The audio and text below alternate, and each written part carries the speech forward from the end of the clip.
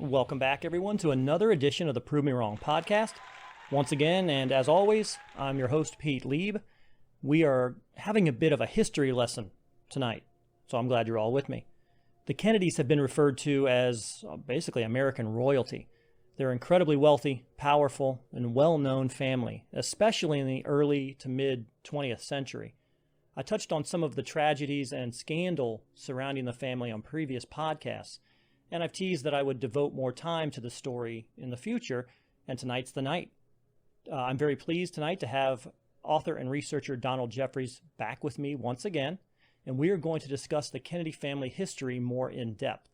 The triumphs, the scandals, the tragedies. Donald has been a JFK assassination researcher since the mid-70s and a family historian as well. He is also the author of several best-selling nonfiction books, including Survival of the Richest, How the Corruption of the Marketplace and the Disparity of Wealth Created the Greatest Conspiracy of All, Crimes and Cover-Ups in American Politics, 1776 to 1963, and his newest book that was released in January of this year, Bullyocracy, How the Social Hierarchy Enables Bullies to Rule Schools, Workplaces, and Society at Large. And we have actually had a podcast about that. If you look back in the Prove Me Wrong podcast archives, you can find that one and take a listen to that as well. Don has been on the podcast again several times now. He's a friend of the show, and I'm pleased to have him with me here tonight. You can find more on Don on his blog, donaldjeffries.wordpress.com, and you can find his books on amazon.com as well. So once again, welcome, Don, back to the Prove Me Wrong podcast. Oh, thanks for having me, Pete. It's good to be back. So it's difficult to find a good place to start when we're talking about, kind of the overall history of the Kennedys. It is such a large topic. So I would figure we just start with Joe. He's while the family was there in the U.S. prior to Joe Sr., he's kind of really the basis, in my opinion, of that royalty. He amassed the huge fortune, the power, the wealth, ultimately the legacy. So if you don't mind, can we kind of start there with him and maybe briefly touch on his father, his grandfather who came in originally? Sure. I think, the Kennedy family as we know it, the American royalty family, it really begins with Joe Kennedy Sr. And he was the first Kennedy to really rise above circumstances. I mean, they came over as poor Irish immigrants in the 19th century. And Joe Kennedy, I believe he was a bank president at age 25. I think, if I remember correctly, he was the youngest bank president in the country. Wow. Maybe in history. I think he was 25 years old. So he was a very ambitious, went to Harvard and everything, first family ever to do that and set a family tradition there. And he was, early on, he campaigned for Franklin Roosevelt for the 1932 presidential, good Democrat. And like Huey Long, my all-time political hero, they originally backed Roosevelt, but Huey Long certainly became very disenchanted with FDR, and Joe Kennedy Sr. did as well. And I think he was disappointed, first of all, because he expected, because of the monetary support he gave to the campaign, and he gave his name, for the support to the campaign. I think he thought he'd be named Secretary of Treasury or some kind of plum position like that. Instead, Roosevelt, I believe he originally appointed him to the SEC Commission, I believe it was Stock and Exchange Commission, I believe. Which was, really a step down from something like Secretary of the Treasury. Right. So but Kennedy did a good job on it. And then he appointed him ambassador to Great Britain. That's where most people remember him from. And he took his huge family, he had a bunch of kids, including JFK and Bobby Kennedy and Teddy Kennedy, over to England. They kind of took England, this big Irish Catholic family that kind of took Great Britain by storm. They became, the tabloids. I don't know if they really had tabloids of the day, but whatever they had, they filled them up with stories about the Kennedy family, this big boisterous family. But while he was over there, he started making enemies, and because he recognized what was happening, that the war drums were already starting to beat in Europe, and at that time, Hitler. I find a saying, and again, if Adolf Hitler had died in say 1937, even 1938, he would probably be remembered as Germany's greatest leader. And one of the world's greatest men, because up until that point, he really had revitalized the German economy. And he was Time Magazine Man of the Year. And it wasn't until he suddenly started veering off and invading Poland and France and all this stuff that, it became a whole different ballgame. But Joe Kennedy Sr. was a genuine anti-war activist, and JFK had it, in his blood that he would later become, I believe, the most peace-loving president we ever had.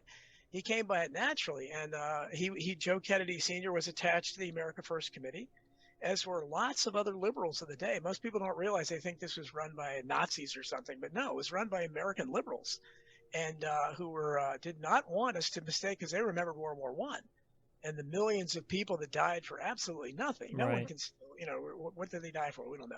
So they didn't want to repeat that mistake, and they said, no, we got to stay out of European affair. These are madmen over there. We have nothing to do with them.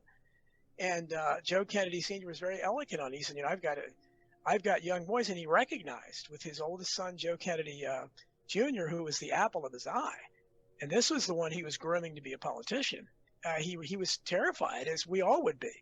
And Jack, of course, that his two oldest sons would be in harm's way. And as it turned out, unfortunately, he had good reason to fear that. So after Joe Kennedy, and of course, his talk, appeasement talk, as they smeared people who wanted peace in those days, and you still hear that name used, appeasers. His friendliness with Neville Chamberlain, his opposition to a young Winston Churchill, who was, the biggest, most boisterous voice for war in Great Britain at the time, got back to Roosevelt, and of course Roosevelt began to resent him too. And so eventually they became political enemies. And this is why later on, if you look at JFK when he ran for president, there's good reason why the old guard of the Democratic establishment did not back him. And they did everything they could to try to stop him. Most people don't realize what John F. Kennedy did. He set the tone for all modern political presidential candidates when he went through the primary process. And I believe there weren't many primaries then. I think he won 7 in a row or something like that. But nobody had done it that way before. Before, the candidates were picked in the back rooms and at the conventions. JFK set the tone for a new type of a process. And they resent, because the old guard did not want him. Eleanor Roosevelt was still alive. She opposed JFK, and she remembered because her husband despised the old man. Harry Truman hated him because Harry Truman hated his old man. Adlai Stevenson originally didn't support him. He grew to support him. But this is all because of Joe Kennedy Sr., who made a lot of what I consider the right enemies. And I look at. So can I ask you a little bit about Joe Kennedy's earlier years as well? And I know you said that he was a bank president in his early 20s, but there was also, and I don't know how much truth there is to it. I mean, there was also a lot of rumor or innuendo regarding him and being involved in bootlegging. And I mean, it's almost like it's like a well-known secret. I mean, I think they even have representations of him on popular television shows. I mean, they had a Joe Kennedy character on what was Boardwalk Empire, the HBO show, and he was a bootlegger. How much truth is there to that about him, that he made a lot of his actual fortune bootlegging, and it wasn't really the above-board business ventures? Well, this is the popular impression of him, and the culture. And I would urge people to. I mean, I certainly went into this a little bit in my book, Hidden History. I wrote a lot about the Kennedys there, and I went into it a little bit. But Robert F. Kennedy Jr., who I think is the most courageous Kennedy to come along since they killed RFK, is getting bolder and bolder now. But his recent book, and I wish I remembered the name. Family, something about American values or something like that. But he wrote it. It's a remarkable book because he talks about growing up Kennedy, and he talks about Joe Kennedy Sr. And he says the same thing basically I've always said, that the things about him being a bootlegger, his associations with the mafia, all these kinds of things. If you look at where the sources for all those allegations originally, they all are either from the CIA or from the mafia. These are all tapes and people who hated him. They came from, and again, so many people hated him. I don't think there is any evidence for that. I understand about the 1960 election, and Joe Kennedy bought the election for his son. Again, I think that's largely myth, especially when we compare the usual political corruption.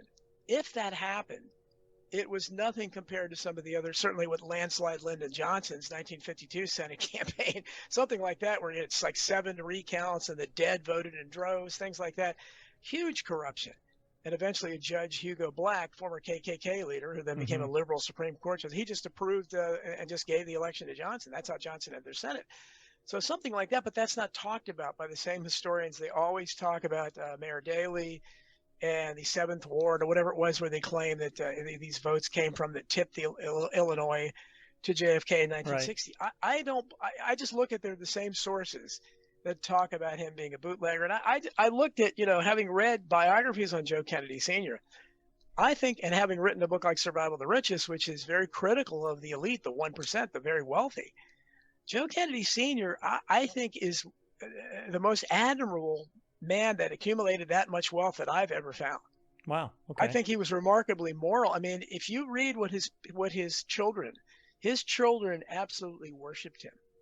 And it wasn't, they went to the father, not the mother. I mean, Rose Kennedy wasn't a bad person either, but Joe Kennedy Sr. was the dynamo. He's the one that established that Kennedy competitive drive.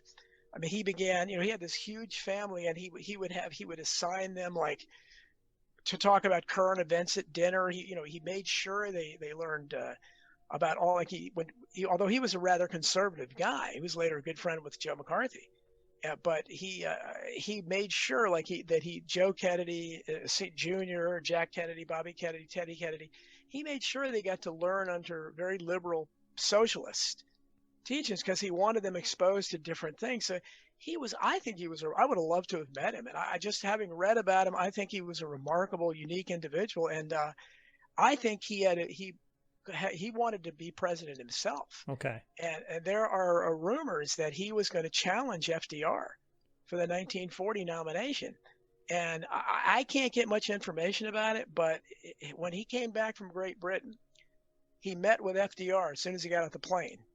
And when he came out of that meeting, he suddenly changed his tune and said he was supporting FDR again. Now, the conspiracy theorist in me tells me, I don't know, they made him I don't know. They made him an offer he couldn't refuse or something, but he certainly changed, and he dropped any future aspirations for the presidency, which was unusual because he was a very ambitious guy. And then he began to place all his ambitions in his oldest son, Joe Kennedy Jr. Now, when Joe Kennedy Jr. died, the first Kennedy death, and I believe it's supposedly he blew up in midair on a top secret kind of a strange. We're not really sure what was going on. Some people claim they were testing early drones. I don't know. These theories abound about it, but not a hair on his head was ever found. No trace of him was ever found. So whatever happened devastated the old man, because he was depressed for a very long, naturally, because he placed all his ambitions in his. I mean, if you see pictures of Joe Kennedy Jr., I mean, the Kennedys, all of them are good looking, but he was the best looking one. He was movie star. I mean, JFK Jr. was obviously a great looking guy, but Joe Kennedy Jr. was better looking, and he was a natural. Jack Kennedy was an introvert who wanted to be a journalist. He really did not have an appetite, and as strange as it seems, because he became the template for every modern politician, but he was not natural at it. He learned it, and he felt the pressure. And again, how much they admired the old man, because he basically, he would tell his friends, "Look at the old man, look at him. He's got his eyes on me now." He felt the pressure that he had to do this to please him. And he had that much respect and love for him that he did. So he went into something he wasn't a natural for, and he became obviously a politician we still look back on, just with his inflections and hand gestures, and just a remarkable way he could turn a phrase. But that wasn't a natural thing. But he lost Joe Kennedy Jr., got in a memorable altercation in the White House with Harry Truman, where he called Roosevelt a crippled son of a bitch, and got Harry Truman all upset and everything, because he thought that that they were responsible for him dying. He was bitter. Then he loses his oldest daughter, Kathleen, in a separate plane crash during the war as well. So 2 children, separate plane crashes. That's enough to devastate any parent, right? And that's why again, the conspiracy theory, and probably both of us, when you're talking about not really finding any evidence of his dealings being below board. But then he shows back up, they have a discussion, suddenly he drops the ambitions he had previously. Why did he do that? Maybe because some of those dealings were not above board, and this is the way to say, okay, you drop what you're doing here, and that won't come into light. You'll keep this fortune that you've amassed. You'll keep your political standing, your social standing, and we'll go on. But you're right. So then there is the kind of this dual-edged sword, because the Kennedys were on this pedestal, but yet there were just almost constant series of tragedies that occurred to the family, and just really kind of just destroyed the family. It's so odd to me, right? That somebody's so revered and so loved and admired, and then it just systematically boom, boom, boom, boom, boom. People, are in accidents, or they're assassinated, or unfortunately, like Rosemary. I think Rosemary was one of the things. I was going to bring that up because that's another, and that happened right after that, because Rosemary was she was born, in the parlance of the time, she was a little slow, especially for a family like that. This is a high achieving family. They're dynamos, they're competitive, and they're in the public eye. They were presented at court to the Queen, that kind of thing, and Rosemary was as well. But Rosemary was the most beautiful of the sisters. She was a gorgeous woman. Yeah. And I don't know she might have even been an early autistic or something. Who knows? I don't know. But she certainly could do everything. But at a certain point, she was really good looking, and the boys were starting to notice her, and they couldn't control her anymore. And they were scared she was wandering off at night and things like that. So I think Joe Kennedy Sr. acted in her best interest. Because of his wealth, he had access to what was then a cutting edge new technology.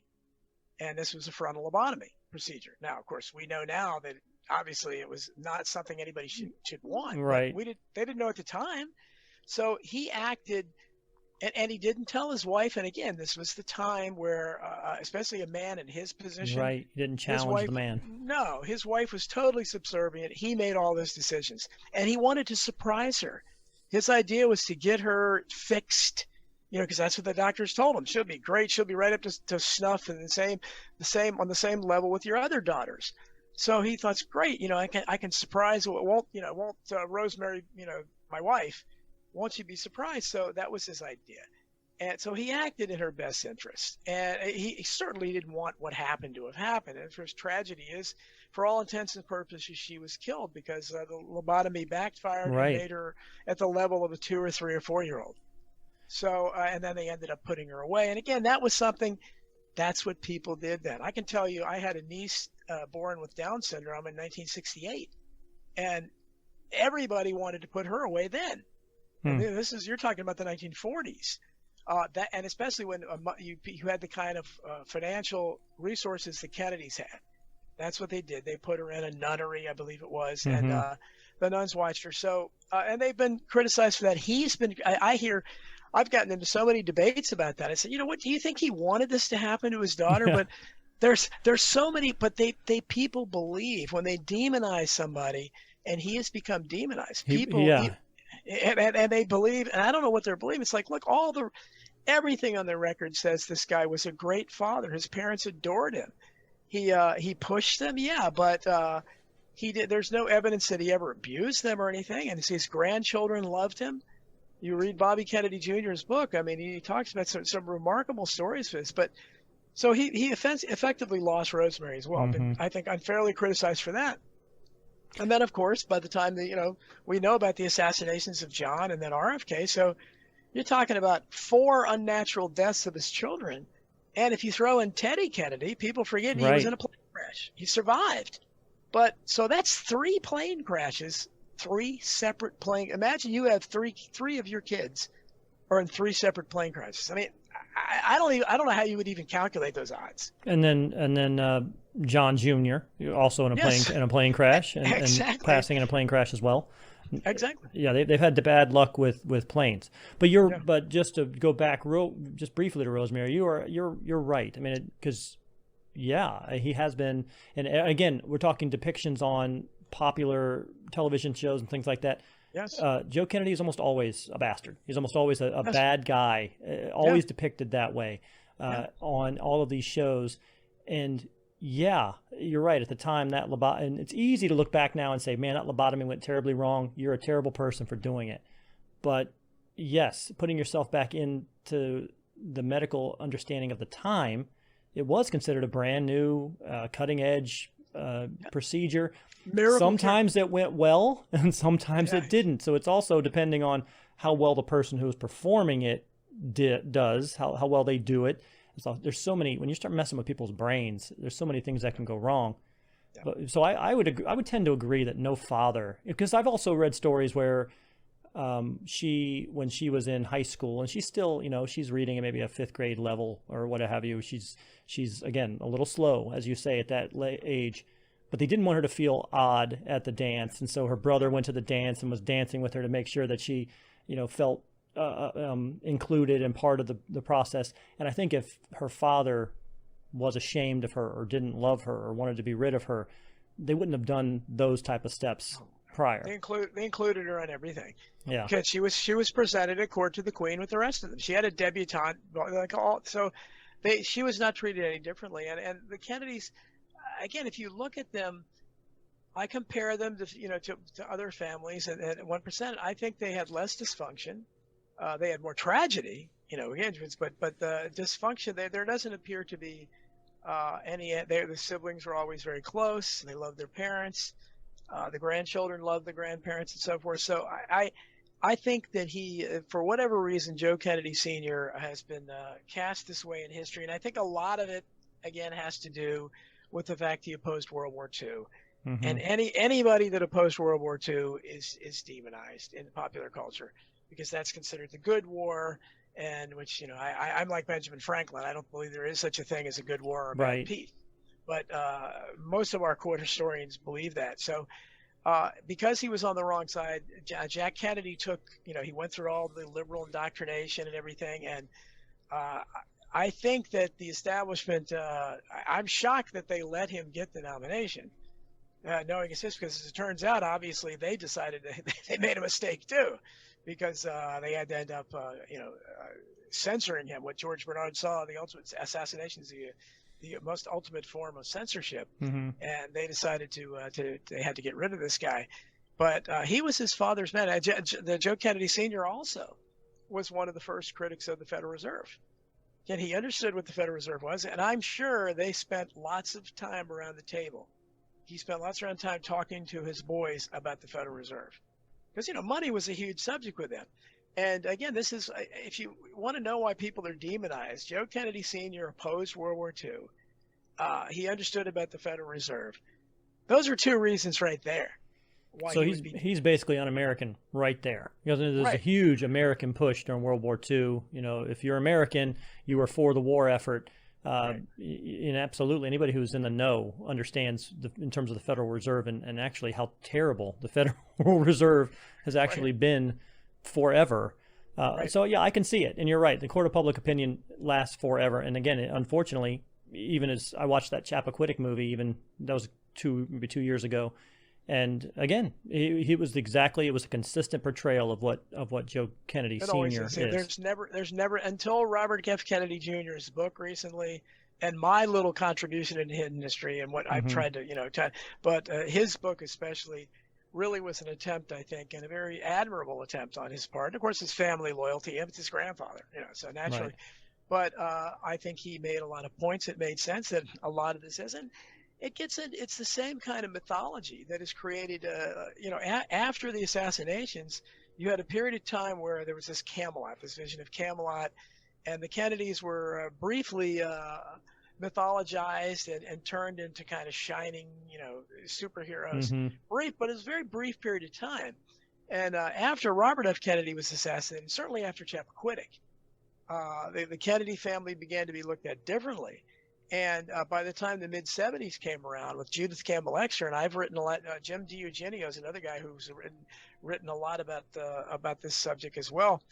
I relied on his research when I was writing about this in hidden history, but Judith Campbell Exner was not a credible person at all. And most people don't realize, when she suddenly came into the public eye with these stories, she never even mentioned the mafia at first. And so, but then later she began embellishing it, and no one in the same media that was smearing anybody that says there was a conspiracy to kill JFK, instantly accepted these fanciful tales of her, that she was JFK's mistress and also Sam Giancana's mistress, and JFK, the Kennedy administration under Bobby Kennedy's Attorney General was the only presidential administration in history that targeted the mob.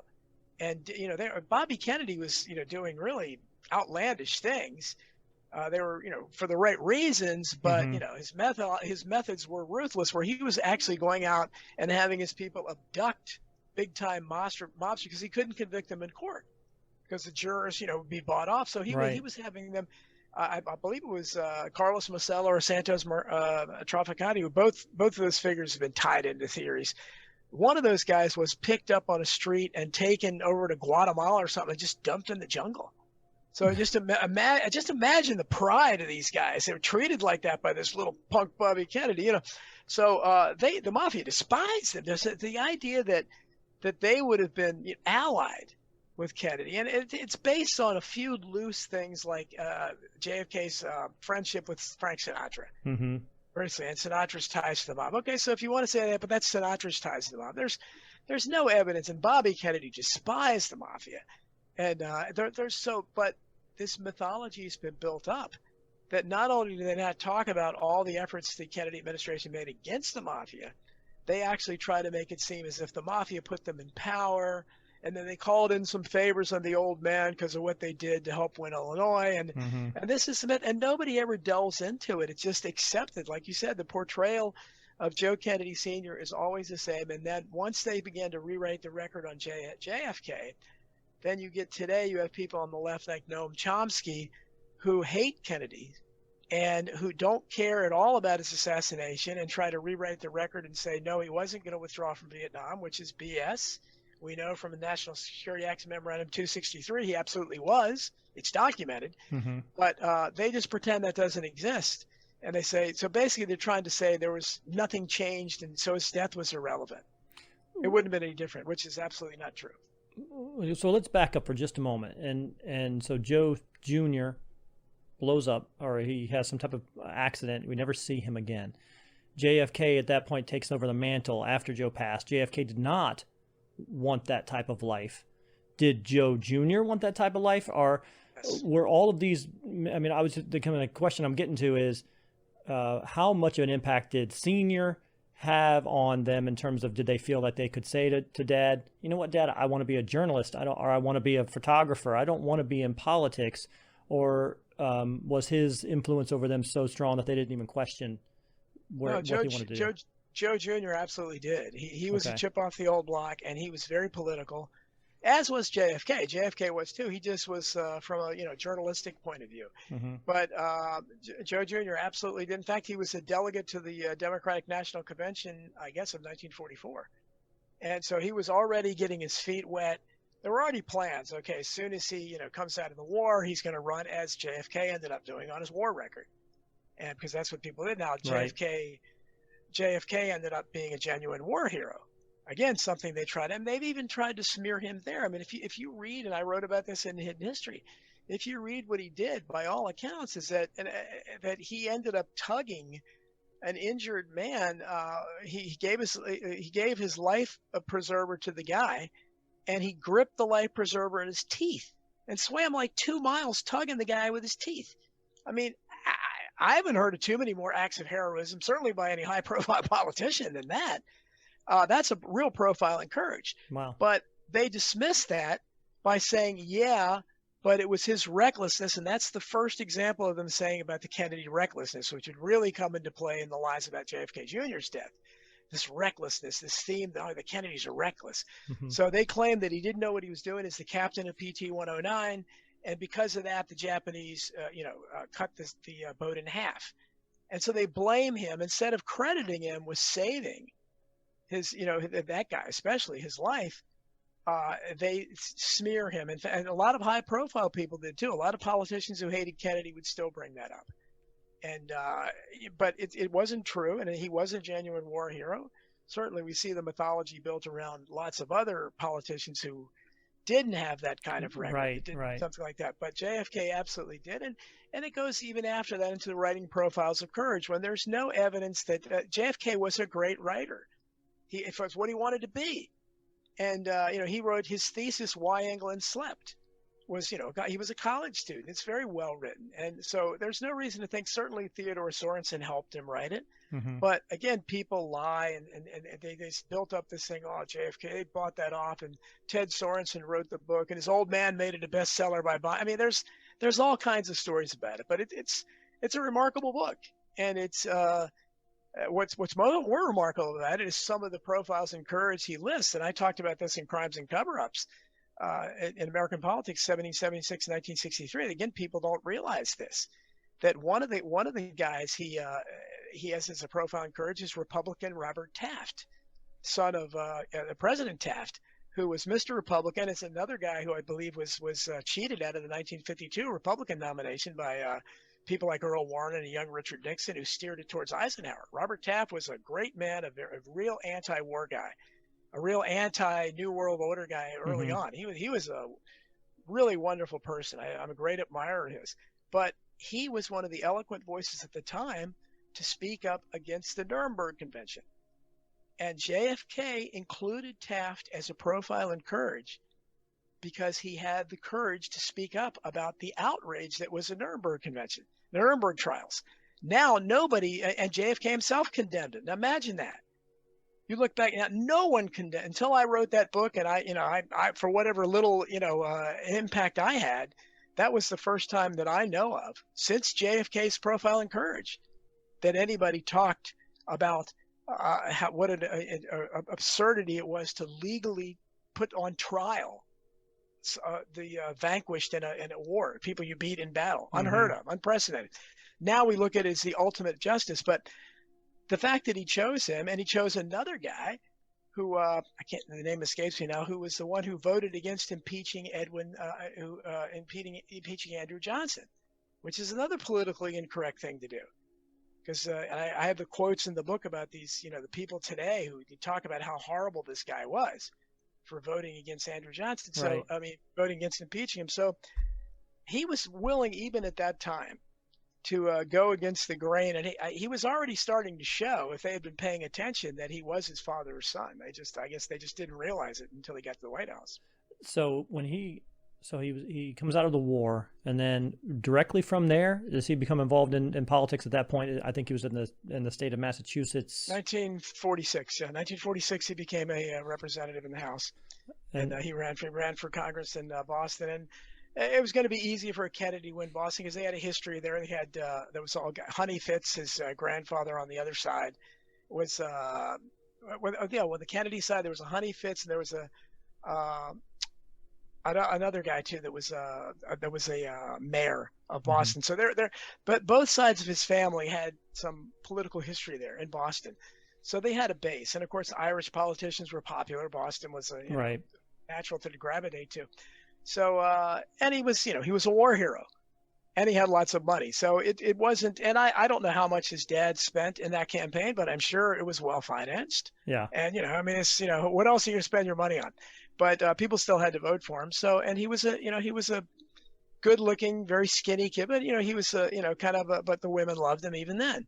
So he had a natural, and he was already beginning to find his voice, and he had the cadence down and so forth. And from there, then he challenged Henry Cabot Lodge, who was a kind of a long, veteran. I believe it was 1952 for the Senate seat, and upset him. That was when he really began to make national waves, because that was an impressive win. Because Cabot Lodge was Back Bay, Boston, and he ended up beating him. And then of course by 1956 he almost became the vice presidential nominee with Adlai Stevenson, because that was the last convention. If you can still watch like television highlights of that, but if you watch it, you'll see how different politics used to be, where they used to have vote after vote, and eventually it would be settled. People would swing their delegates here. And that hasn't happened in a long time. But in that case, JFK almost got the vice presidential nomination that he didn't, but it did put him center stage, and it propelled him for the 1960 campaign. And so obviously I am not of an age where I was alive when Kennedy was president, but from all accounts, like to your point, he was transcendent as the president. You know, few people have left kind of the historical mark that JFK left on the presidency. People are still now, you know, they're playing his speeches now. You know, that's not what your country can do for you, but what you can do for your country is still relevant now. I think I heard somebody say it the other day, and it's 60, 70 years old now. He was it had a very short window of time where he was the president, unfortunately. But what were some of those accomplishments that he made during those 3 years that he was president? And then we can start rolling into the assassination. What were some of those accomplishments, and what problems did those accomplishments present potentially for those who didn't want him around? Well, I think he started off in the bell because his inaugural address, which I believe was largely written by Ted Sorensen, who was, along with JFK, was the voice of and it was really Kennedy's, his voice. Mm-hmm. And it's one of the most remarkable speeches ever. It's not just ask not what your country. It's just a lot of it is Cold War dogma, because Kennedy started out as a Cold War. That was the tenor of the times. We had to stop Soviet communism and so forth. But it's just there's a lot of idealism in it. And Kennedy was the last idealist of the Kennedys. Robert Kennedy was an idealist as well. And I guess you could go to Ted Kennedy at his speech at the 1980 The Dream Will Never Die, the 1980 convention. That was kind of the last gasp of old-fashioned liberalism. Mm-hmm. But Kennedy was an idealist. He had a vision that you don't see in politicians anymore. So I think that although he didn't, his accomplishments were few, actual accomplishments. And that's because he was trying to do some things. But I think if you look at something like the Peace Corps, it was a wonderful idea, and it inspired. I think that was one of the most remarkable parts of his administration, because young people that were, coming out of college and so forth, and they were so inspired by this idea that you volunteer rather than go into service. You go into this, and you go into other parts of the world, and you try to help. You just try to spread you try to spread a message of goodwill and show what you can do, and that played into the Alliance for Progress, which is the same kind of thing, where he was hoping to stop the spread of communism, especially in Latin American countries, but he also didn't want to go with Kennedy was always in support of all these nationalist movements. Same thing in Africa. He was one of the first to support nationalist movements in Africa. He was not a colonialist at all, or an imperialist. And again, this is why he started making enemies. And he believed that, that you should offer not necessarily military support, but in places like that, the Alliance for Progress, things like that, where they would encourage these kind of independent movements, nationalist movements, so that people could govern themselves. And it really is in keeping with the tradition of the founding of this country, that all people everywhere have a right to consent to those who govern them, that people should be responsible for their own government. So this was, we had not seen this before. Right. And so that's why, if you look at, although he ended up being hated by a lot of people in this country, even then, around the world, in so many countries, Kennedy is still revered. And it was because of that, because he spoke to the world, his inaugural address. And then when he sent the Peace Corps volunteers, they remembered the young kids coming over there and trying to help out and spread the American idea of freedom and democracy, and the Alliance for Progress, that we're going to support these, and we're not going to be working with the CIA to topple and put tin pot dictators in to challenge the communists. You're not offering them anything better. But Kennedy was, and then of course he got off on the wrong foot because of the Bay of Pigs, and that happened right at the beginning of his administration. And it was a product of the Eisenhower administration. It was planned.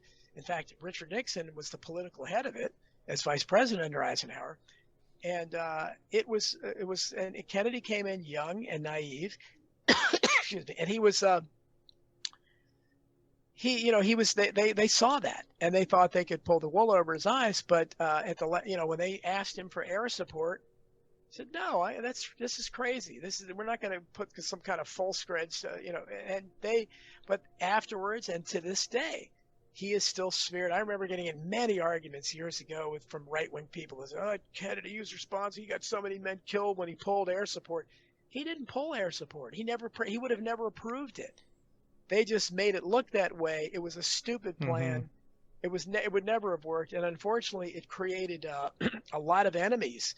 And to this day, in the Cuban community, people hate him because of that. And you'll see that. And that's when his assassination happened. We saw a lot of Cuban names involved. And I don't believe they were really part of any conspiracy, but I believe at the lower levels, they were used for various purposes. But certainly they all had an antipathy for Kennedy because of the Bay of Pigs. They never forgave him for that. And it was the biggest mistake. But after that, his eyes were open and he wasn't naive anymore. And at that point, that's when he began to really become dangerous to the establishment because he made his famous statement, "I'd like to shatter the CIA into 1,000 pieces into the winds." And he was talking about abolishing the CIA. And just consider that if somebody tried to do that now, if Trump or somebody tried to do that, the ramifications of that. He basically started going through Bobby Kennedy, as was his attorney general, and he stopped trusting the Joint Chiefs of Staff. And it was all because of the Bay of Pigs. And then the Cuban Missile Crisis, same kind of thing happened where he and Bobby were the only people in that room that were against going to war with Cuba. So, for peace. Well, I was literally going to ask you then, what was the trigger? Because I know that as we're talking about the assassination, and I know in our previous discussions you said you have gone through pretty much basically the entire Warren Commission report, seen all the exhibits, all the evidence, and I think I'm safe to say that you do not believe in the single shooter theory. No. So I don't want to put words in your mouth, but I'm pretty sure we've already said that. Yeah. So I was going to ask you, what was the trigger for this conspiracy and for this plan? But again, basically, you just told me right there, right? When we start talking about we're going to eliminate the CIA, and there's a credible threat to actually eliminate the CIA, that alone is enough to say, we might need to get rid of this person. Well, I think there were so many possible motives, and people had a motive. Certainly, the CIA had a motive because he wanted to abolish them, and they were Nazis the whole time. People don't realize that there was also this incredibly mad. And when people talk about Sandy Hook and Boston bombing and things like that, oh, you're crazy to think that there would be hoaxes and fakes and stuff like that. Well, go back to Operation Northwoods, 1962. This is the CIA Joint Chiefs of Staff. The Joint Chiefs of Staff approved this. CIA wanted to fake plane crashes, fake assassinations. They wanted to, and it's unclear if they were actually going to kill anybody, but the idea was to blame all these mostly or all fake incidents on Cuba as a pretext for war. So that kind of thinking existed in 1962, what the conspiracy theorists in their parents' basements are saying now that are crazy. Right. Same kind of thinking existed in the CIA. And yet Kennedy, to his credit, was the only one. Again, the Joint Chiefs of Staff approved it.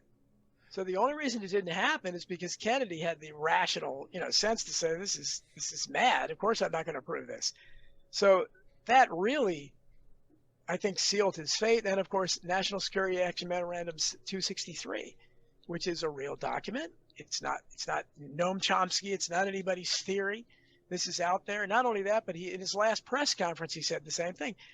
It delineated a withdrawal from Vietnam. The first 1,000 troops were going to come out by the end of 1963. All troops were going to be out by 1965.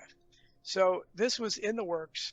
And the greatest evidence, I believe, for an insider conspiracy, including his administration, is National Security Action Memorandum 273, which was drafted on November 22nd, 1963, by his National Security Advisor, McGeorge Bundy, who therefore had to have been some kind of a conspirator, because he had to have known 273 contradicts totally the very recent new plans to withdraw from Vietnam that were delineated in 263.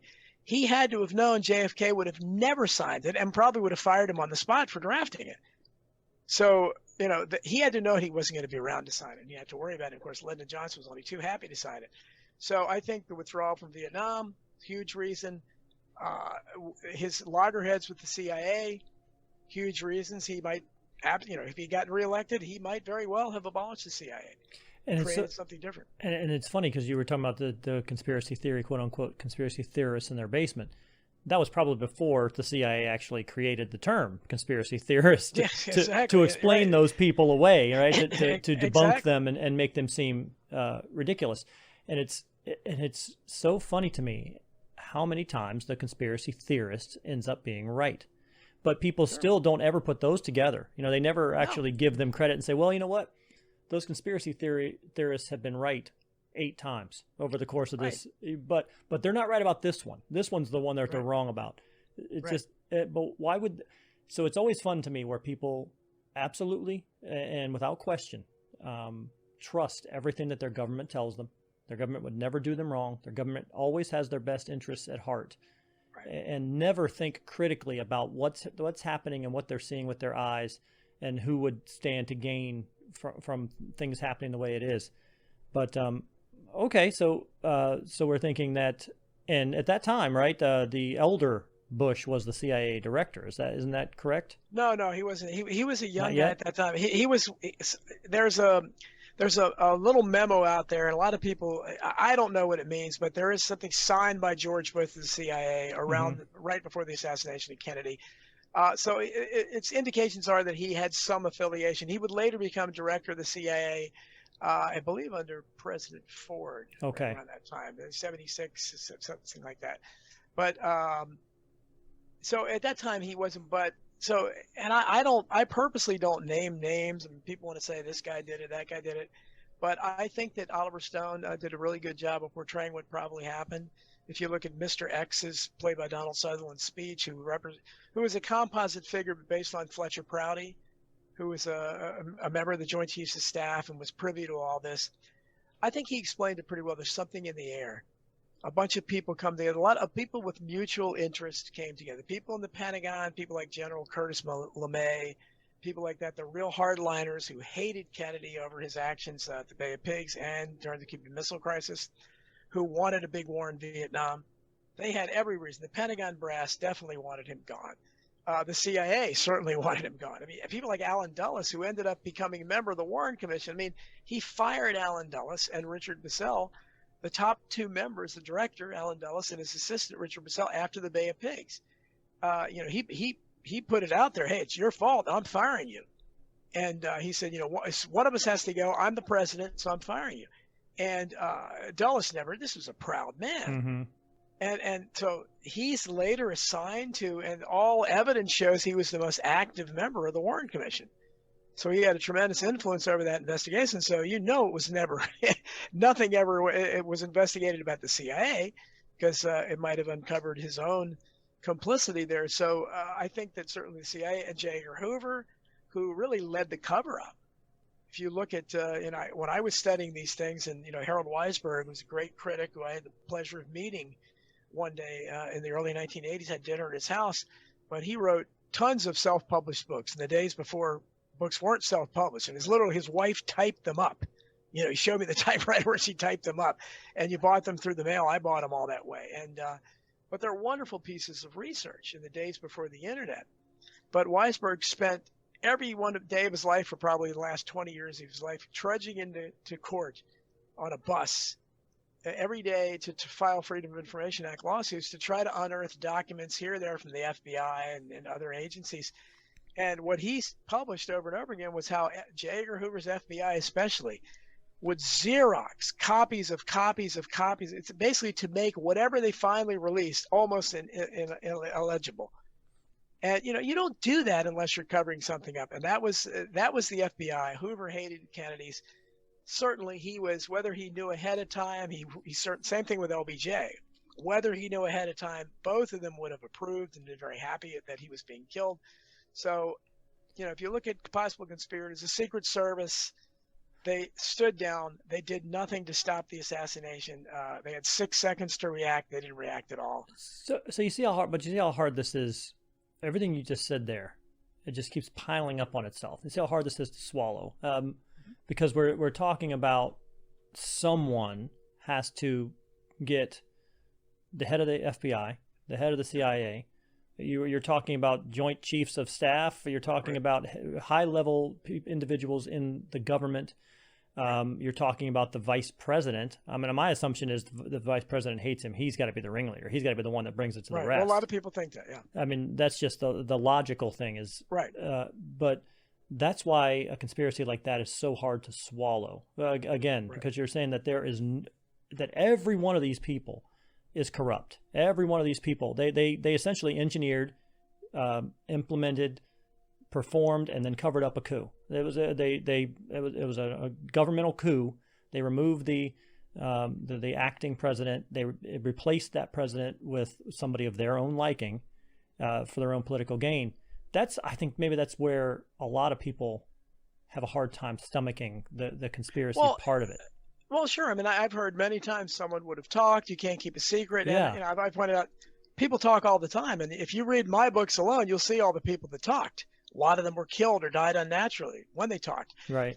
And they have no one to talk to, because the media, none of this would have been possible without the complicity of the media. If the media had done their job, because the cover-up was shoddy. And as Vincent Salandri, who just recently died, he was 90 or so recently, dean of the critics, as he recognized early on, and I independently recognized that, this was a cover-up that was designed to be transparent. They wanted the people to know what they were doing. Otherwise, when they planted the magic bullet, for instance, why wouldn't you plant a bullet that looked like it hit something? Right. Why would you plant one that everybody would say, wait a minute, it's undamaged? You say it had cost so, but they did this on purpose because, first of all, it's kind of a game they play, I guess. Maybe they get their kicks out of it. And they understand that no matter how obvious they make it, most people suffer from normalcy bias. And they're not going to believe, as you mentioned, that all these people are involved in some vast conspiracy. And, how these things operate, I think that, as Donald Sutherland says in JFK, someone makes a call, somebody else makes another call. And the problem is, it's the same way the media, like Harold Weisberg said, they didn't have to be told to cover it up. They really didn't. They recognize, and even today, they don't really have to be told to, because when they go to journalism school, especially if they go to the Ivy League schools, they're so indoctrinated in avoiding those kind of topics, because they're so, immersed in coincidence theory, if you have it, that, that these things are, everything's random and happenstance. You can't keep a secret and all that kind of stuff. So they don't even have to be told. They don't need it. They didn't need to have a big meeting to say. All they had to do, someone had to trigger it. At the ground level, all you needed was the Secret Service. You needed to tell them, and who knows what they told them. There's some evidence that they were told that we're going to have a drill, much as later on in all these recent incidents like the Boston bombing and all these things, there are drills happening at the same time. And this would possibly explain how they didn't react, because they were told, the president, Kennedy's too reckless. He's not taking this seriously. We're going to have a drill to teach him, hey, he needs to stop, getting out so much and to listen to what we're saying. So if that happened, it might be somewhat understandable. But if you look at, there's a film at the airport taken at Love Field. Vince Panorama, who's done a lot of great work on this, my friend, who wrote Survivor's Guilt, a very good book about the Secret Service. He interviewed all these people, but he unearthed this film that no one had noticed before. And if you see at the airport, the limousine's about ready to leave. They're just going on their, to road into, disaster. But you can see a Secret Service agent walking by, and he's taking his place alongside. If you look at other motorcades, there's one or two agents that are jogging alongside the car the entire time. Right. Not in Dallas. And you can see him put his hands up and say, what? Like, you can see he's exasperated because he's being called off. And he does. So obviously he wasn't in on it. And he's throwing his hands like, WTF, what's going on? And that guy, I believe, was a man named Henry Ripka. Now, Vince disagrees with me and believes it was somebody else. But I was the first one to talk to his family members. And they had some, people could read in history. It's very interesting reactions. But he died way too young. Nobody knows anything about him. But I believe that film shows, how on the fly this thing was happening, where he was not in the loop. They called him off at the last minute. And if you watch Emory Roberts, who was the agent in charge of the back of the Secret Service car, is right behind the presidential limousine. You talk about it's a hop, skip, and a jump away. So what should have happened when the first shot was fired, the closest agent, at least one of them, should have instantly been off that car, run up, jumped on top of JFK, and knocked him down and barricaded him with his body. Mm-hmm. That never happened. 6 seconds went by. Can I ask you real quick before we get too deep into that? I mean, how common, and it probably was very common, but we don't see it nowadays, and maybe that's why. How common was it for the president at that point to be in a motorcade in a convertible car, driving out, in public like that? Nowadays you really don't see that anymore. No. Was that a common occurrence back then, that they were usually out in the open like that in public? Yeah, sometimes he used the bubble top, but yeah, and if you look at, again, Vince Palermo has done some great work on this, where he's published lots of photos, and you can see how different, how much more security was typically around them. Again, you usually had a couple joggers next side. A lot of times there was one agent at least on the bumper, the rear bumper. Right. So there was less of a target. The way it was set up that day, there was nobody on the bumper. And even the motorcycles dropped back. They should have at least been right, basically even with the rear tires. They weren't. There was a clear shot at Kennedy, and that's not supposed to happen. That's the idea of having people on either side of him, that people can still see him. But if there's a sniper in an upper window or something, it's going to make it harder to hit him. So as Fletcher Prouty talks about, and the Donald Sutherland character talks about in Oliver Stone's JFK, a protocol was violated everywhere that day. Yeah. And he talks about it everywhere. They weren't they weren't looking in the windows. They weren't. There were people on rooftops. I mean, there was, and of course Roger Craig, who was the only Dallas police officer to do his job that day. He talked about being how the sheriff told them that none of them were supposed to be involved with the security. They were all backed down, and they should have been helping. So it's very, very strange. And however you look at it, if there had been a real investigation, an honest investigation, the first people that should have been questioned were Emory Roberts, who there's evidence indication that he called off. There was one of the agents, Jack Reddy, who was on there before Clint Hill belatedly ran after the shots were done and jumped on the car as a meaningless gesture. I mean, Kennedy's head was already blown off, and they made him into a hero. He wasn't a hero, but Jack Reddy, John Reddy, tried to get off the car and do his job, and Emory Roberts called him back. Now, that's inexcusable. So if you had had a real investigation, Emory Roberts would have been one of the first witnesses called. And they would have said, what were you doing? Why? And they would have talked to all the secret. And there's evidence they were out drinking the night before, past hours, which violated the protocol. So these are the kind of things that would have been one of the first things they would have done, because, the Secret Service allowed the assassination to happen by their incompetence. But nothing ever happened. They were made to be heroes, and they certainly were never taken to task for it. Well, I mean, to me, the real hero of that entire thing, forget the Secret Service agent who jumped up, the real hero to me was Jackie. Because Jackie, how many people in that situation would have just cowered in the back of the seat and got small? Right. She literally is climbing on the back of the car trying to rescue pieces of his skull while shots are going on around her. I mean, that's badass. I mean, no doubt at all. I mean, you cannot dispute the fact, the guts that woman had to have. Bullets are flying around her, and she's not hiding. She's not getting small in the back seat of the car. She's literally trying to grab pieces of her husband that have been blown off and trying to put them back in place. I mean, that is an amazing, and no, I don't think anybody ever really even registers that's what she's doing. She's literally climbing out to rescue pieces of him. I mean, that's so amazing to me. That speaks to her character and to her strength, quite honestly. But I also saw video, and I don't know what movie it was. It was a movie regarding the Zapruder film and some discrepancies in the film. But then they also posed the theory that the car even slowed down prior to that final shot. It slowed down because you saw the motorcycle police actually roll up on it quickly, because the car had actually slowed. It wasn't the motorcycle that was speeding up; it was the car that was slowing down that made it seem like the helicopter, the motorcycle came up on it, as if posing him for that final shot. And that's 57 different witnesses, all unconnected to each other, testified that the motorcade stopped, Yeah. or nearly stopped. And again, as Donald Sutherland's character points out, this violated all protocol. They're not supposed to do that. And first of all, the turn they made in front of the depository violated protocol. And there's, you go into the fact that they changed the motorcade route at the last minute. They still lie and claim they didn't. They did. And you can look in Jim Garrison's book On the Trail of the Assassins. He published the exhibit where they blacked out the motorcade route in the newspaper at that time because they didn't want to see that it was the old route. But they had a straight shot to go under the triple underpass, which would have been a normal way to go.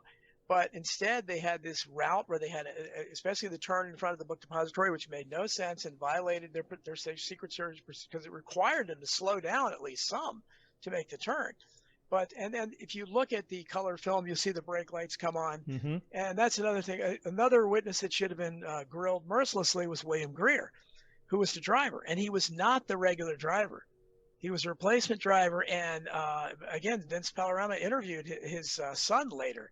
And very interesting what he said. Like he said, what did your dad think of Kennedy? And it was an awkward silence. And finally he said, well, we were Protestants and he was Catholic. So that's the justification.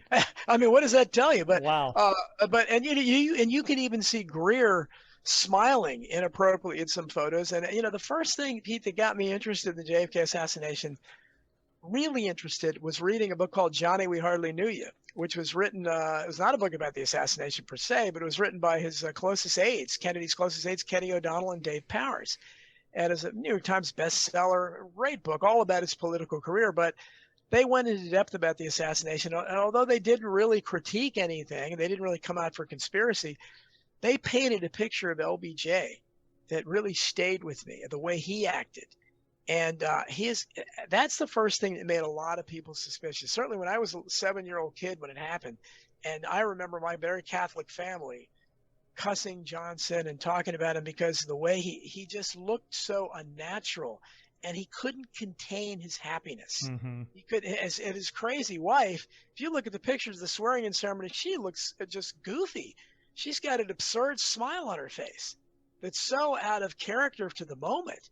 She couldn't stop herself. And then, so these kinds of things, and of course, I would love to have talked to Evelyn Lincoln, who was JFK's personal secretary, and was a very great conspiracy theorist later. But she died unfortunately in the 90s before I really started getting anything published. But she told researchers that on the way back to Washington from Dallas, that the LBJ people like Jack Valenti and Liz Carpenter, who was press secretary, were whooping it up and celebrating. Now, either she's lying or that's incomprehensible to us. Right. But and you see a lot of that in LBJ's, and you saw William Greer at one point. There's a photo of him coming out, that day, and he's got a smile on his face. I mean, this is a guy that, that he was supposedly so torn up and everything. And, Jackie Kennedy later made some comment about it. And that driver, he said, that's it was ridiculous. But the idea that you're trained, the sound of gunfire, he should have been off instantly. He should have sped out of there. Instead, he not only slowed down or stopped, the Zapruder film shows him turn around completely and look in the back seat and watch Kennedy's head get blown off. I mean, so real investigation, Secret Service, William Greer, they're grilled. Yeah. And say, what are you doing? And you would have shown the Zapruder film. What are you doing here? Why are you turning around? Is that what your protocol says to do? None of that happened. They were handled with kid gloves, and that's why people believe that it was this big conspiracy, because a real investigation wouldn't have been conducted that way. So he was a replacement driver, but he was still a Secret Service driver. Yes, he was still capable of doing the job. So it wasn't like me or a layperson who may have frozen. That's a logical thing. If you hear things going around you, you might have frozen. Your foot might have come off the gas a little bit. Right. But in that situation, even though he's the replacement, he was more than capable and trained to hit the gas and go. Okay. Absolutely. Yeah. Absolutely. So, real investigation was never conducted, and that's why when people say it was a benign cover up and there were rogue elements involved, No, I think this was a huge conspiracy, and I think the investigation shows, and I've written about it extensively, the kind of witnesses that these people were not, they were top lawyers, and they knew who to call, but they didn't call some of the closest witnesses. They never even located people. Like if you look at some of the witnesses that were early favorites of the conspiracy people, Umbrella Man, the guy that was out there pumping an umbrella down on a sunny day, never identified, never called. Later, they belatedly produced this guy, Stephen Witt, who obviously wasn't him. And ironically, he mentioned Joe Kennedy Sr. and said he was out there protesting his appeasement policies with Neville Chamberlain. Like anybody in 1963 would even know what those umbrellas meant. Yeah. I mean, it's ridiculous, obviously absurd, but that's their explanation. They never identified him. They never identified the babushka lady. You can see her. She was wearing like a Russian scarf called a babushka. Nobody knows who she was, and the authorities never attempted. She's seen filming with a nice-looking motion picture camera. She's on the other side of the street, so she would have gotten the grassy knoll, maybe the sixth-floor window in the background as well.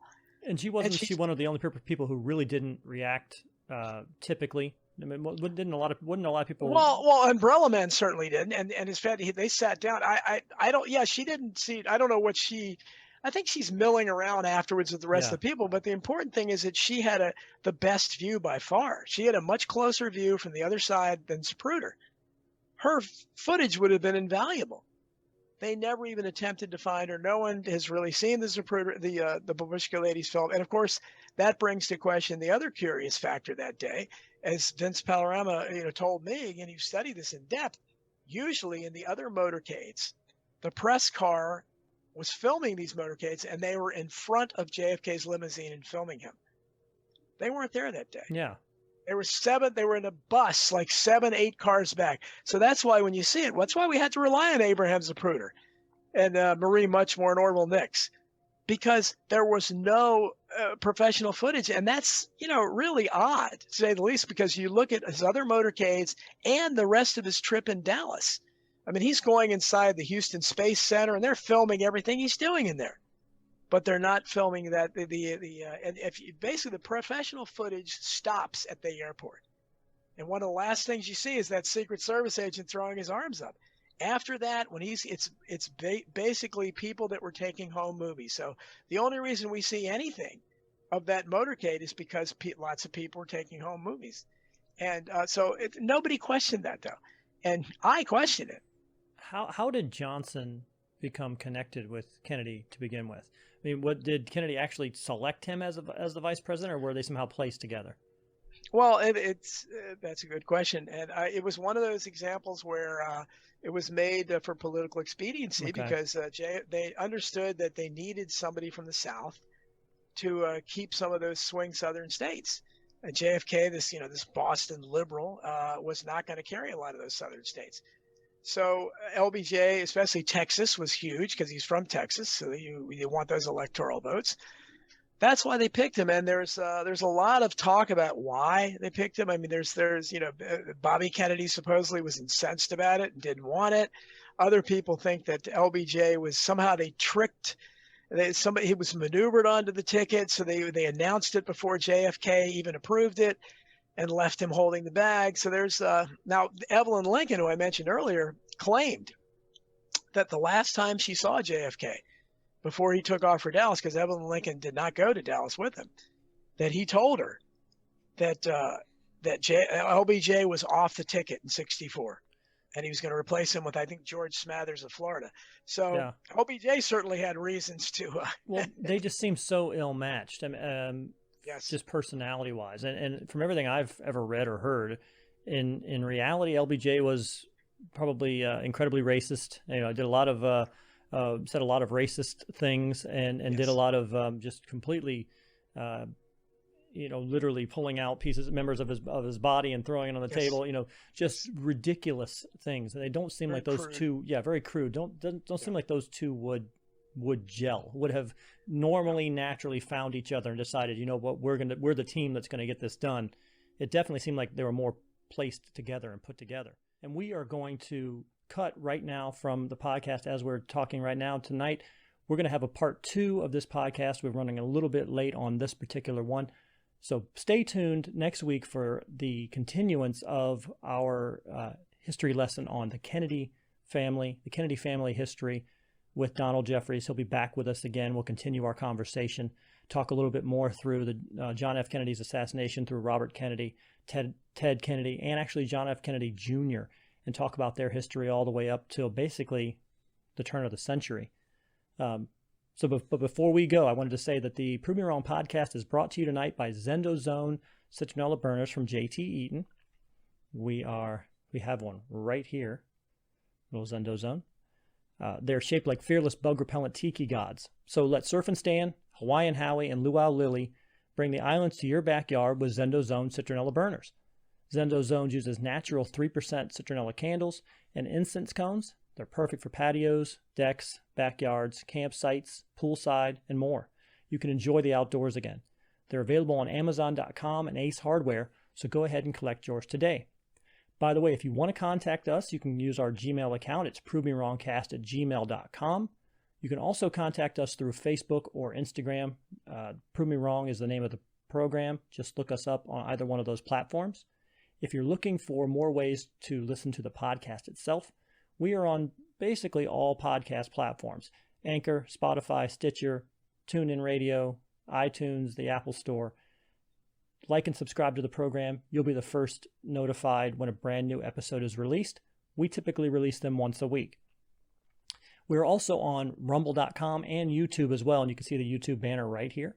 So if you enjoy watching the video, we have a video broadcast as well as the audio podcast. Like and subscribe to the YouTube account, or like and subscribe to the Rumble account, and you again will be notified when a brand new episode releases. If you like what you hear, go ahead and drop us a line. Let us know in the comments section what you like, and if you have any suggestions for future shows, I'd love to hear them. So once again, for Donald Jeffries, this is Pete Lee with the Prove Me Wrong podcast. We are going to be back here again next week, finishing up our discussion regarding hidden histories of the Kennedy family. See you then.